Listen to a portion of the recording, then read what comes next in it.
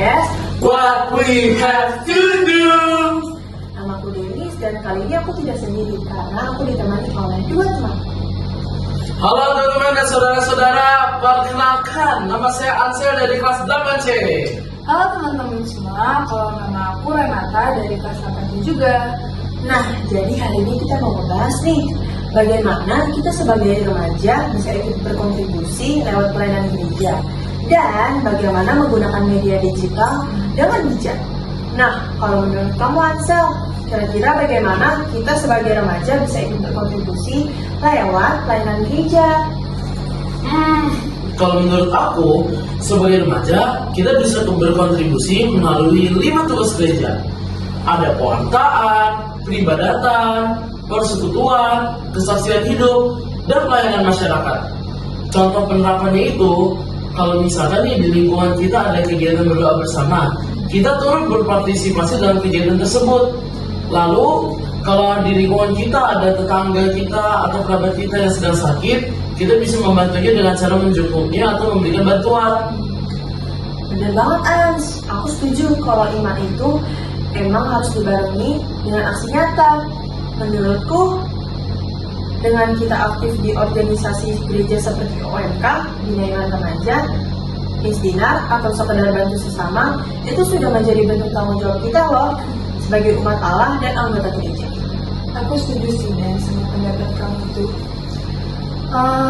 By the way nih ya, ngomongin bantu orang, pelayanan itu kan juga bisa dalam bentuk komunikasi ya. Misalnya nih kalau ada turis yang datang ke Indonesia, misalnya untuk berlibur gitu ya, kemudian mereka menanyakan jalan ke suatu tempat gitu. Nah, kira-kira gimana sih cara kita membantu dalam bahasa Inggris itu, membantu memberitahu arah jalannya gitu Dan? Nah, kalau misalnya kita mau menggunakan Divine Direction, kita harus pakai bahasa yang sopan. Kita bisa menggunakan kalimat excuse me di awal kalimat, terus pakai verb yang jelas seperti go straight, turn left, and turn right. Jangan lupa gunakan preposition of place seperti next to atau opposite. Misalnya, go straight from the harbor and you will find the church next to the museum. Kalau komunikasi kita jelas, turis pasti merasa terbantu dan pariwisata kita semakin maju. Ternyata komunikasi sesimpel itu bisa jadi bentuk pelayanan juga ya. Ini benar ya kata Denis tadi, selain pelayanan di dunia nyata, itu tuh juga harus hati-hati di dunia maya. Kenapa? Karena zaman sekarang itu ada yang namanya cyberbullying guys. Aku udah pernah lihat di TikTok tuh banyak yang namanya cyberbullying.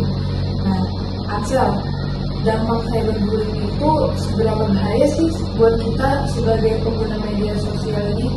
Wah, kalau itu sih bahaya banget, Ren. Dampaknya bisa merusak mental, bikin stres, dan bikin kita jadi gak fokus belajar. Jenisnya juga ada banyak, mulai dari framing atau kirim pesan kasar, sampai doxing yang menyebarkan data pribadi tanpa izin. Maka dari itu, kita harus benar-benar butuh yang namanya kesadaran digital. Nah, soal kesadaran digital itu, menurut kamu gimana sih, Ren? Cara efektif supaya kita bisa mencegah cyberbullying itu terjadi? Kalau menurut aku sih, langkah pertama itu adalah menjaga privasi data pribadi kita. Dan kalau misalnya ada komentar negatif, komentar buruk, komentar jahat, itu nggak usah ditangkepin ya guys. Nah, lebih baik itu kita menggunakan media sosial untuk hal yang positif. Contohnya, kita bisa posting di media sosial poster yang kita buat. Nah, ngomongin poster ya, ada beberapa unsur-unsur poster yang harus kita pahami gitu ya. Nah, misalnya kayak kita menggunakan judul yang mencolok, kemudian penggunaan warna yang pas, gambar yang menarik, sampai mencantumkan logo sebagai bentuk pertanggungjawaban kita. Aku juga setuju sih kalau begitu. Daripada dipakai buat hal-hal yang negatif, yang gak penting, yang aneh-aneh, mending dipakai untuk hal yang positif, menyebarkan kebaikan dan informasi yang bagus lah. Wah, seru banget ya obrolan kita hari ini. Jadi intinya pelayanan itu bisa kita lakuin di mana saja ya, baik nyata maupun digital. Asalkan kita tetap bijak, dan komunikatif.